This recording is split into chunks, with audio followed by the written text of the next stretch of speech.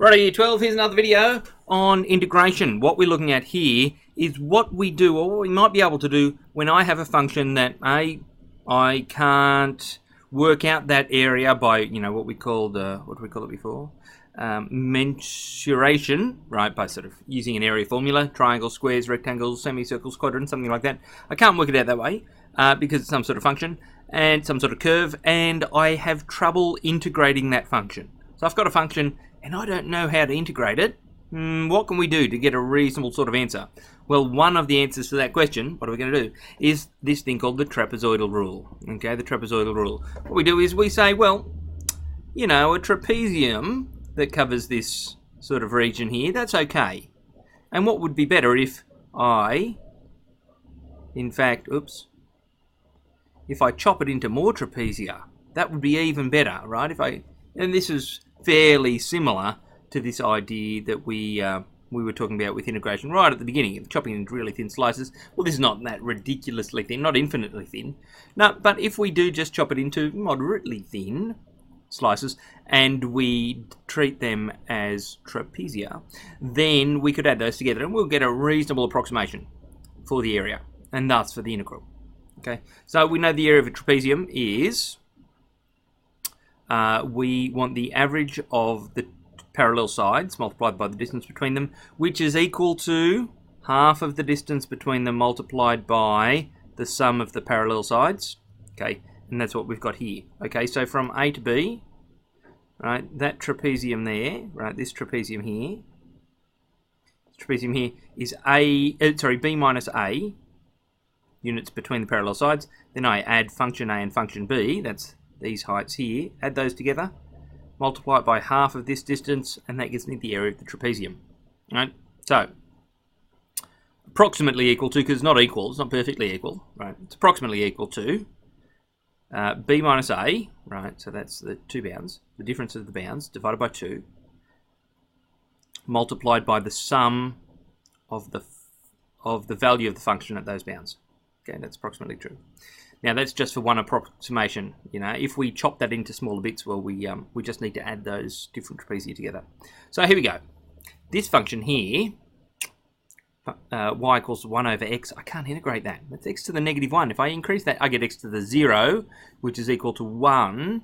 And I know that if I differentiate 1, I don't get 1 over x. Right? Differentiate 1, I get 0. I can't integrate this yet. Later on we'll learn how to do it, but not now. But I can substitute values into it, and that's all we need to do to be able to use the trapezoidal rule.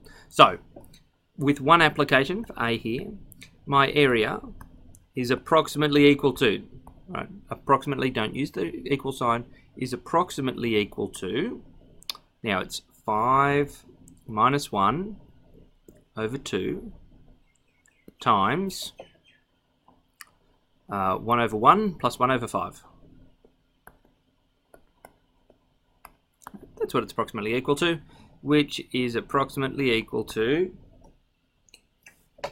2 2/5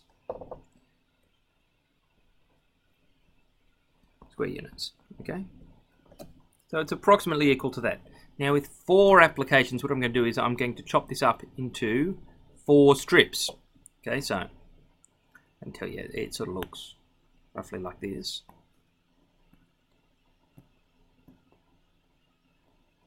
Right, so that's 1, that's 5. Right, I should have my axis there, I suppose. 1, 2, 3, 4, 5. Right, that gives me 4 applications. I've got a trapezium here, here, here, and here. Right, 4 different trapezia. Each of them is 1 unit wide. Okay, so we could draw up a table of values. Right, so I'm going to have x and function x.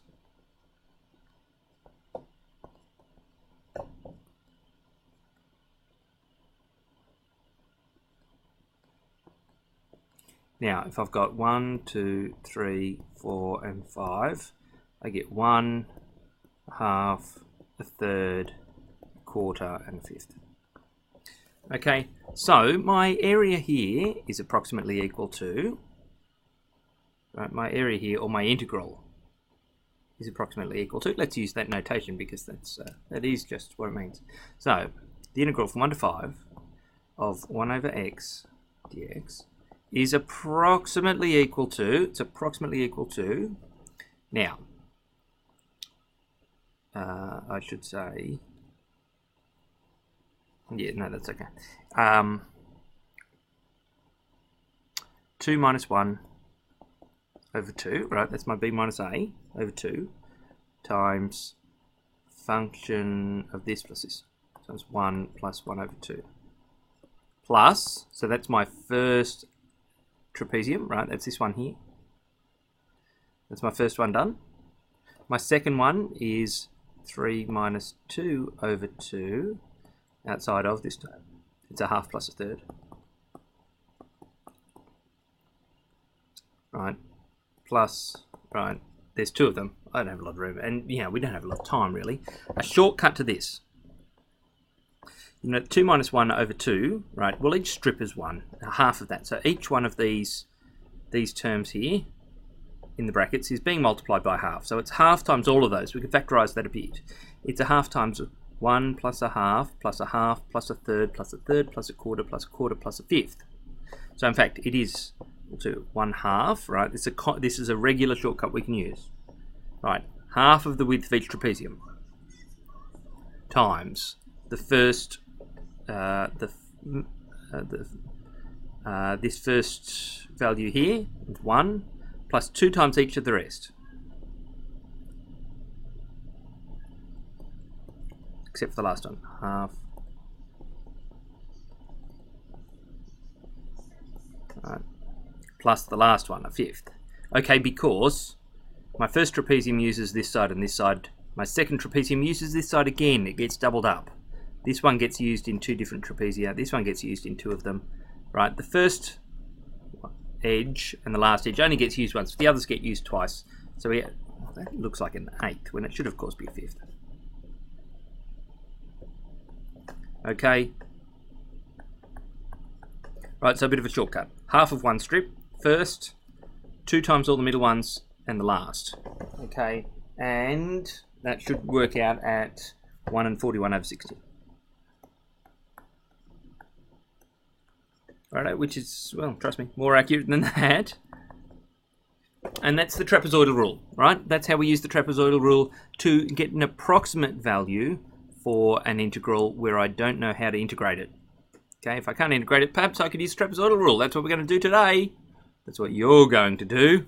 Okay, thanks very much. Send me a question. Send me a message if you've got any questions.